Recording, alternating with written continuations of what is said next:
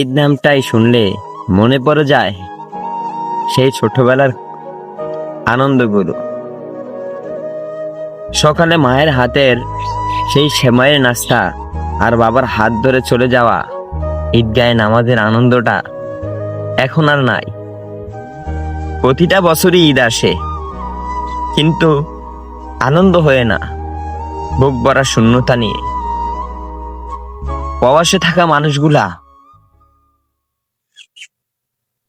ঈদের দিন মোবাইলটা হাতে নিয়ে যখন বাড়িতে ফোন দেয়, সবারই যখন চেহারাটা মোবাইলের স্ক্রিনে দেখে বুকটা যন্ত্রণায় ফেটে যায়, পানিগুলা থাকে চোখের টল মনে।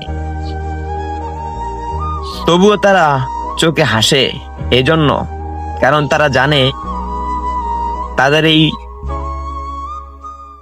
সংগ্রামের মধ্যে লুকিয়ে আছে এক অদ্ভুত মায়া, ভালোবাসা।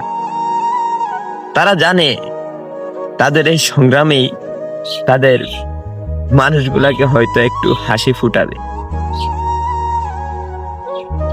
যখন সবাই নতুন কাপড় পরে, তখন তারা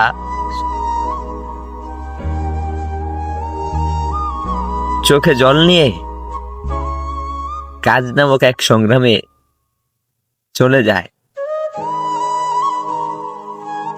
মা প্রতি বছরই ভাবে হয়তো আমার সন্তানটা এই ঈদে আসবে। মার এই ভাবনাটা আরো একটা বছর কাটিয়ে নেয়। তাই বলি, যদি আপনার কোনো প্রবাসী ভাই বোন থাকে, একটা ফোন দিয়ে জিজ্ঞাসা করেন কেমন আছো।